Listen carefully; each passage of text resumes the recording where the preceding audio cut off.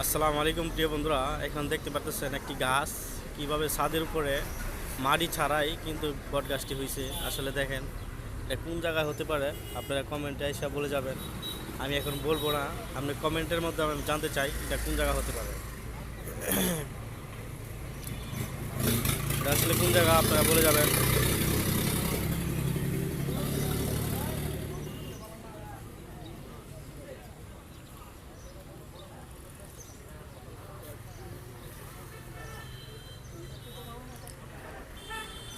অবশেষে আমি বলে দিই এটা কোন জায়গা। আসলে এটা নরসিংদী বেলাবর উপজেলা নারায়ণপুর বাস স্ট্যান্ড।